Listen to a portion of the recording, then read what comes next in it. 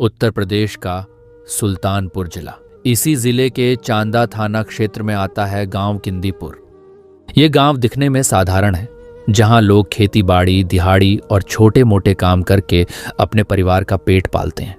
इसी गांव में रहते थे महेश यादव, उम्र लगभग 38 साल। महेश 4 भाइयों में सबसे छोटा था। बचपन से ही उसने गरीबी और तंगी का सामना किया, इसलिए पढ़ाई ज्यादा आगे नहीं बढ़ा सका। कम उम्र से ही काम करना शुरू कर दिया था ताकि घर परिवार को सहारा दे सके। समय बीता और उसकी शादी पूजा से हो गई। शादी के बाद महेश की दुनिया बस गई। उसकी पत्नी और उसकी 3 बेटियां। बड़ी बेटी लगभग 16 साल की थी, दूसरी बेटी 8 साल की और सबसे छोटी सिर्फ 4 साल की मासूम गुड़िया। महेश के लिए यही उसका सब कुछ था, उसका परिवार, उसकी जिम्मेदारी और उसका गर्व। महेश अपनी बेटियों से बहुत प्यार करता था। गांव में अक्सर कहते थे कि महेश बेटियों के लिए ही जीता है। गांव में रोजगार के ज्यादा साधन नहीं थे, इसीलिए महेश ने परिवार चलाने के लिए पंजाब का रुख किया। वह लुधियाना में मजदूरी करता था। कई महीनों तक घर से दूर रहकर काम करता था, फिर साल में कुछ बार गांव लौट आता था। महेश जितना भी कमाता था, उसका ज्यादातर हिस्सा वह घर भेज देता था ताकि परिवार की जरूरतें पूरी हो सकें। जब भी वह गांव लौटता तो बेटियों के लिए नए कपड़े, खिलौने और मिठाई जरूर लेकर आता। यही उसकी आदत थी। गांव वाले कहते हैं कि महेश मेहनती और सीधा साधा इंसान था, लेकिन उसकी निजी जिंदगी उतनी आसान नहीं थी। उसकी पत्नी पूजा के साथ उसका रिश्ता शुरुआत में तो बिल्कुल सामान्य था, मगर वक्त बीतने के साथ उनके बीच की खटास बढ़ने लगी। महेश का ज्यादातर वक्त परदेश में बीत जाता। उधर पूजा अकेले बच्चों और पूरे घर की जिम्मेदारी संभालती रही। धीरे धीरे पति पत्नी के बीच जो दूरी थी वह सिर्फ जगह की नहीं रही, बल्कि दिलों की भी हो गई। महेश के मन में शक घर करने लगा कि पूजा का किसी और से रिश्ता है। शुरू में उसने इस बात को नजरअंदाज करने की कोशिश की, लेकिन बार बार के संकेतों ने उसके शक को और गहरा कर दिया। महेश दिन रात मेहनत करता था। परिवार का पेट पालने के लिए उसने परदेश का रास्ता चुना और पंजाब के लुधियाना में जाकर मजदूरी करने लगा। कई महीनों तक वह घर से दूर रहता। कमाई जो होती वह गांव भिजवाता ताकि पत्नी और बच्चों का गुजारा ठीक से हो सके। लेकिन महेश की गैर मौजूदगी में उसकी पत्नी पूजा की जिंदगी में कोई और जगह बना चुका था। गांव के ही रहने वाले जयप्रकाश यादव, जिसे लोग डंगर यादव भी कहते थे, से उसके संबंध बन गए। शुरू में यह रिश्ता बस छोटी छोटी मुलाकातों तक सीमित था, लेकिन धीरे धीरे यह मुलाकातें चोरी छुपे मिलने जुलने और मोबाइल पर घंटों लंबी बातचीत में बदल गईं। जिस प्यार और अपनापन की कमी पूजा को अपने पति महेश से महसूस होती थी, वह सब उसे जयप्रकाश से मिलने लगा। महेश का ज्यादातर वक्त परदेश में बीतता था और पूजा की तन्हाई जयप्रकाश की मौजूदगी से भरने लगी। पूजा के चेहरे पर जो मुस्कान लंबे समय से गायब थी वह फिर से लौट आई, लेकिन यह मुस्कान अब सिर्फ जयप्रकाश की वजह से थी। समय बीतने के साथ उनका रिश्ता और गहरा होता गया। शुरू में दोनों ने बहुत कोशिश की कि किसी को पता न चले, पर गांव छोटा होता है, वहां छुपी हुई बातें ज्यादा दिन गुप्त नहीं रह पाती। धीरे धीरे गांव वालों को भी उनके बीच के रिश्ते की भनक लगने लगी। लोग आपस में फुसफुसाते, अरे महेश की पत्नी का जयप्रकाश से चक्कर चल रहा है। बेचारा महेश दिन रात खून पसीना बहाकर पैसा कमाता है और उधर घर में सब उल्टा हो रहा है। गांव की गलियों में ये चर्चाएं होती। पूजा और जयप्रकाश का रिश्ता अब इतना गहरा हो चुका था कि वे एक दूसरे के बिना रह नहीं पा रहे थे। दोनों की मुलाकातें अब सिर्फ चोरी छुपी तक सीमित नहीं थी, बल्कि एक तरह की लत बन चुकी थी। गांव में धीरे धीरे बातें फैलने लगी थी।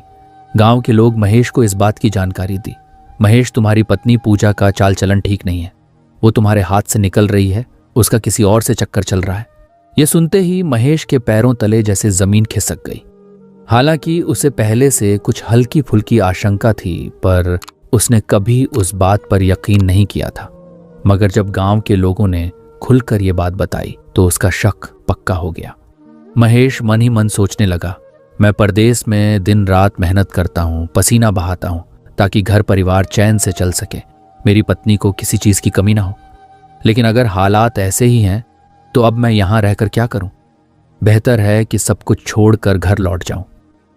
यही सोचकर महेश 2025 की शुरुआत में ही परदेश का काम छोड़कर अपने गांव आ गया। अब वो मजदूरी करके अपना और अपने परिवार का पेट पालने लगा। उसके दिल में बस एक ही उम्मीद थी, अगर मैं घर पर रहूंगा, पत्नी के साथ रहूंगा, तो शायद उसका मन बदल जाए और वो ऐसा काम करना छोड़ दे। लेकिन किस्मत को शायद कुछ और ही मंजूर था। घर आने के बाद महेश ने देखा कि पूजा तो जैसे उससे और दूर होती चली जा रही है। अब वो महेश को जरा भी भाव नहीं देती थी, उसे ढंग से बात तक नहीं करती थी। महेश गांव में मजदूरी करने लगा था। वो रोज सुबह मजदूरी करने के लिए निकल जाता था, लेकिन पीछे से पूजा का हाल कुछ और ही था। महेश के काम पर जाते ही वो अक्सर गांव के जयप्रकाश की दुकान पर जाकर बैठ जाती। वहां दोनों के बीच हंसी मजाक चलता, प्यार भरी बातें होती। ये बात महेश को बिल्कुल पसंद नहीं आ रही थी। ऐसे ही धीरे धीरे कुछ महीना बीत गया। 3 सितंबर की बात है। महेश अपनी पत्नी पूजा से कहता है, आज मुझे मुर्गा खाने का बहुत मन कर रहा है, मैं बाजार जा रहा हूं, थोड़ी देर में मुर्गा लेकर आ जाऊंगा। तब पूजा अपने पति से बोली, ठीक है, लेकिन मुझे तो मछली खाने का मन कर रहा है। महेश ने कहा, अच्छा, अगर तुम्हें मछली खाने का मन है तो मैं मछली ही लेकर आऊंगा। इतनी बातचीत के बाद महेश घर से बाजार के लिए निकल गया। इधर जब मौका मिला तो शाम करीब 6 बजे के आसपास पूजा भी घर से निकली। वह मसाला खरीदने के लिए जयप्रकाश की दुकान पर गई और वहां काफी देर तक बैठकर उससे बातें करने लगी। इसी बीच अचानक बारिश बहुत तेज हो गई। अब पूजा न तो छाता लाई थी और न ही कोई ओढ़ने की चीज। बारिश रुकने का नाम ही नहीं ले रही थी तो पूजा वहीं जयप्रकाश की दुकान पर फंस गई। जयप्रकाश ने सोचा, अब बारिश में कोई ग्राहक आने से रहा, यही सही मौका है। फिर वह पूजा को दुकान के पीछे ले गया। भगवान का करिश्मा देखिए, जिस जगह जयप्रकाश की दुकान थी उसके ठीक सामने से गांव का रास्ता जाता था। उस रास्ते से गांव के लोग आते जाते रहते थे। उधर महेश मछली लेकर घर की तरफ लौट रहा था। बारिश की वजह से वह पूरा भीग चुका था। जब वह उसी रास्ते से गुजरा तो उसके मन में ख्याल आया, पता नहीं पूजा मसाला खरीदने आई भी होगी या नहीं। इतनी देर से बारिश हो रही है, क्यों न मैं ही दुकान से मसाला खरीद कर घर ले चलूं। महेश जैसे ही अपनी साइकिल रोककर दुकान पर मसाला खरीदने के लिए उतरता है और दुकान के पास पहुंचता है, तभी उसकी नजर दुकान के पीछे पड़ती है। वहां जो नजारा था उसे देखकर महेश के पैरों तले जमीन खिसक जाती है। उसने साफ देखा कि उसकी अपनी पत्नी पूजा जयप्रकाश के साथ दुकान के पीछे रंगरलियां मना रही थी। ये सब देखकर महेश बुरी तरह गुस्से में आग बबूला हो गया। वह वहीं पूजा को मारने पीटने लगा और धमकी देने लगा। महेश ने पूजा का हाथ कसकर पकड़ा और दुकान से खींचते हुए अपने घर ले आया। घर के अंदर जाते ही उसने पूजा की खूब पिटाई की और जान से मारने तक की धमकी दी। फिर गुस्से में आग बबूला होकर घर से बाहर निकल गया। महेश जैसे ही अपना घर से बाहर निकलता है, तभी पूजा बड़ी चालाकी से अपने मोबाइल पर जयप्रकाश को फोन लगाती है। आवाज धीमी रखते हुए कहती है, सुनो, महेश इस वक्त घर से निकल चुका है, वो इसी तरफ जा रहा है। आज किसी भी कीमत पर इसे रास्ते से हटाना ही होगा। एक बार ये रास्ते से हट गया ना, तो फिर हमारे मिलने जुलने में कोई रुकावट नहीं रहेगी। जयप्रकाश बिना वक्त गंवाए तुरंत अपनी दुकान बंद करता है और महेश के पीछे पीछे निकल पड़ता है। महेश उस वक्त बहुत गुस्से में था, इसलिए उसने किंदीपुर बाजार में शराब ठेके पर शराब पी ली ताकि थोड़ा सुकून मिल जाए। उसे इस बात का अंदाजा भी नहीं था कि कोई उसकी हर हरकत पर नजर रख रहा है। जयप्रकाश कुछ दूरी से छिपकर सब देखता रहा। थोड़ी देर बाद जयप्रकाश पूजा को कॉल करता है और कहता है, अब तू आजा, वक्त आ गया है।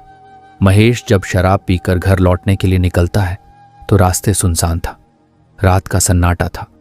तभी पीछे से जयप्रकाश दबे पांव आता है और अचानक एक ईंट उठाकर जोर से महेश के सिर पर मारता है। महेश वहीं बेहोश होकर जमीन पर गिर पड़ता है। पूजा भी वहां पहुंच जाती है। दोनों एक दूसरे की तरफ देखते हैं, फिर बिना कुछ बोले धारदार हथियार निकालते हैं और मिलकर महेश का गला रेत देते हैं। काम खत्म करने के बाद जयप्रकाश और पूजा आसपास नजर दौड़ाते हैं कि कोई देख तो नहीं रहा। फिर उसी रास्ते से अपने घर की तरफ लौट जाते हैं, जैसे कुछ हुआ ही ना हो। धीरे धीरे पूरी रात यूं ही गुजर जाती है। सुबह किसी को जरा भी अंदाजा नहीं होता कि रात में गांव में एक दर्दनाक हादसा हो चुका है।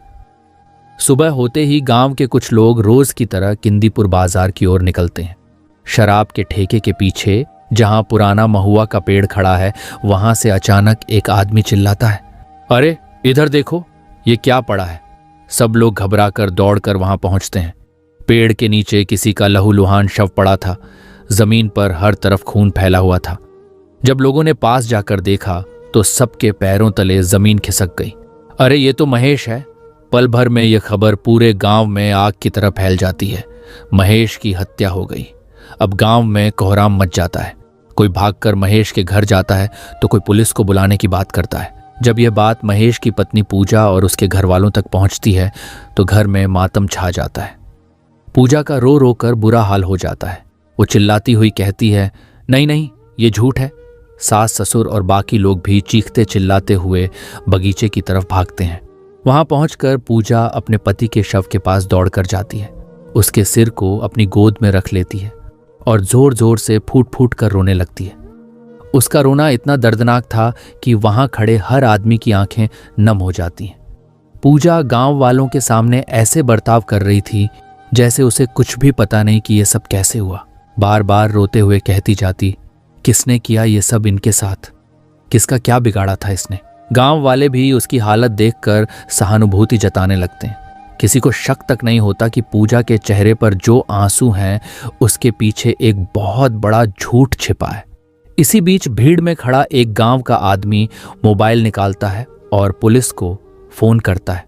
साहब, हमारे गांव किंदीपुर में एक आदमी की हत्या हो गई है। लाश महुआ के पेड़ के नीचे पड़ी है। और बस इसी फोन के साथ शुरू होती है वो जांच जो धीरे धीरे महेश की हत्या के पीछे छिपे जयप्रकाश और पूजा के काले सच को उजागर करने वाली थी। पुलिस को जैसे ही सूचना मिलती है वह तुरंत मौके पर पहुंच जाती है। चारों तरफ भीड़ लगी थी। पुलिस ने सबसे पहले महेश की पत्नी पूजा से पूछताछ शुरू की। पूजा रोते हुए कांपती आवाज में कहती है, शाम को वो मुर्गा लेने के लिए बाजार जा रहे थे। जाते वक्त मैंने उनसे कहा था कि आज मुझे मछली खाने का मन है, तो उन्होंने कहा था ठीक है, मैं मछली ही लेकर आता हूं। उसके बाद वह घर से निकल गए। थोड़ी देर बाद बारिश शुरू हो गई थी। उसके बाद वो घर लौटे ही नहीं। और आज सुबह जब लोगों ने बताया कि बगीचे में उनकी लाश पड़ी है तो मैं दौड़कर वहां पहुंची। इतना सुनने के बाद पुलिस बारीकी से जांच में लग जाती है। पूरे मामले की तह तक जाने के लिए एसओजी और सर्विलांस टीम की मदद ली जाती है। 4 अलग अलग पुलिस टीमें बनाई जाती हैं ताकि हर कोण से जांच की जा सके। जांच जैसे जैसे आगे बढ़ती है वैसे वैसे नए राज खुलने लगते हैं। पुलिस को जानकारी मिलती है कि मृतक महेश की पत्नी पूजा का गांव के ही एक शख्स जयप्रकाश के साथ प्रेम प्रसंग चल रहा था। जैसे ही यह पता चलता है पुलिस सतर्क हो जाती है और फिर पुलिस इस एंगल से भी जांच शुरू कर देते हैं। उधर जयप्रकाश की हरकतें पुलिस की नजर में आने लगती हैं। वो कभी अपनी दुकान खोल रहा था तो कभी बंद कर रहा था। फिर गांव के लोगों को बार बार फोन करके पूछ रहा था कि अभी पूजा के घर क्या चल रहा है, पुलिस आई थी क्या, महेश की अर्थी उठी या नहीं। वो इतनी बार फोन करके सवाल करता है कि गांव का ही एक व्यक्ति हैरान हो जाता है। उसे शक होने लगता है, ये जयप्रकाश इतना क्यों पूछ रहा है, आखिर इसमें इसकी क्या दिलचस्पी है। वो व्यक्ति सीधा पुलिस के पास जाकर कह देता है, साहब, हमारे गांव का जयप्रकाश नाम का आदमी है, दुकान चलाता है। मुझे लगता है इस वारदात में उसी का हाथ है। सुबह से अब तक वो कई बार मुझे फोन कर चुका है। बार बार यही पूछ रहा है कि महेश की लाश उठी कि नहीं, पुलिस क्या कर रही है, पूजा ने क्या कहा। पुलिस तुरंत हरकत में आती है। अब शक गहराता चला गया। कुछ ही घंटों में पुलिस जयप्रकाश को पकड़ लेती है। थाने लाकर पूछताछ शुरू होती है। शुरुआत में वो इनकार करता है, लेकिन जब पुलिस सख्ती दिखाती है तो आखिरकार रोते हुए सब कुछ कबूल कर लेता है। जयप्रकाश कहता है, साहब, महेश की बीवी ने ही ये सब करवाया था। वो अब उसके साथ नहीं रहना चाहती थी। उसी ने कहा था कि महेश को रास्ते से हटाना होगा। ये सुनते ही पुलिस वाले भी दंग रह जाते हैं। जिस औरत को सबने अपने पति की लाश पर फूट फूट कर रोते देखा था वही उसकी मौत की असली वजह निकली। इसके बाद जब पुलिस ने पूजा और जयप्रकाश दोनों की कॉल डिटेल खंगाली तो सनसनीखेज सच सामने आ गया। रात के वक्त दोनों के बीच लगातार बातचीत हुई थी। अब मामला पूरी तरह साफ था। महेश की हत्या उसकी ही पत्नी पूजा और उसके प्रेमी जयप्रकाश ने मिलकर की थी। वो दोनों सोचते थे कि अगर महेश रास्ते से हट गया तो उनका मिलना जुलना आसान हो जाएगा, लेकिन किस्मत ने उन्हें बहुत जल्द पकड़वा दिया। पुलिस दोबारा महेश के घर पहुंचते हैं। उस वक्त गांव में गम का सागर उमड़ा हुआ था। महेश का जनाजा उठ रहा था और चारों तरफ रोने बिलखने की आवाजें गूंज रही थीं। गांव के लोग, महेश के माता पिता और रिश्तेदार सब बेसुध होकर रो रहे थे। वहीं उसकी पत्नी पूजा भी सबके सामने जोर जोर से रोती नजर आ रही थी, जैसे उसके अंदर से जान निकल गई हो। लेकिन तभी पुलिस की गाड़ी घर के सामने आकर रुकती है। 4-5 पुलिस वाले उतरते हैं और सीधे पूजा की तरफ बढ़ते हैं।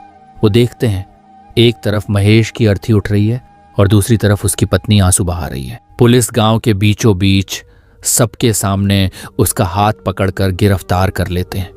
ये नज़ारा देखकर गांव में हड़कंप मच जाता है। लोग चिल्लाने लगते हैं, अरे ये क्या कर रहे हैं साहब, इसकी क्या गलती है? बेचारी का तो अभी अभी पति मरा है, इसे क्यों पकड़ रहे हैं? पुलिस अधिकारी शांत स्वर में जवाब देते हैं, इसने ही अपने पति महेश की हत्या करवाई है। ये सुनते ही गांव के लोगों और महेश के परिवार वालों के पैरों तले जमीन खिसक जाती है। हर कोई हैरान रह जाता है। जो औरत कुछ घंटे पहले अपने पति के शव से लिपटकर रो रही थी, वो ही उसका कातिल कैसे हो सकती है? सबके मन में एक ही सवाल गूंजने लगता है, कोई पत्नी इतनी निर्दयी कैसे हो सकती है? गांव में मातम के बीच सन्नाटा पसर जाता है। पुलिस पूजा को थाने ले जाती है और सख्ती से पूछताछ शुरू करती है। पहले तो पूजा चुप रहती है, लेकिन जब पुलिस सख्ती बढ़ाती है तो वो टूट जाती है और अपना गुनाह कबूल कर लेती है। वो बताती है कि उसने अपने प्रेमी जयप्रकाश के साथ मिलकर ही महेश की हत्या की साजिश रची थी। जब यह बात सबके सामने आती है तो पूरा गांव सन्न रह जाता है। फिर पुलिस पूजा और उसके प्रेमी जयप्रकाश दोनों को कोर्ट में पेश करती है और कानूनी प्रक्रिया के बाद दोनों को जेल भेज दिया जाता है। तो दोस्तों, इस कहानी का मकसद किसी को आहत करना नहीं, बल्कि आपको जागरूक करना है, ताकि ऐसी घटनाएं दोबारा किसी के साथ ना हो। अब आप बताइए, आपके हिसाब से पूजा और जयप्रकाश जैसे लोगों पर क्या कार्रवाई होनी चाहिए, जिससे समाज में एक सख्त संदेश जाए? अपनी राय नीचे कमेंट में ज़रूर लिखिए। और अगर वीडियो अच्छा लगा हो तो लाइक करें, शेयर करें और चैनल को सब्सक्राइब करें, ताकि ऐसी सच्ची कहानियां आप तक सबसे पहले पहुंचें। धन्यवाद।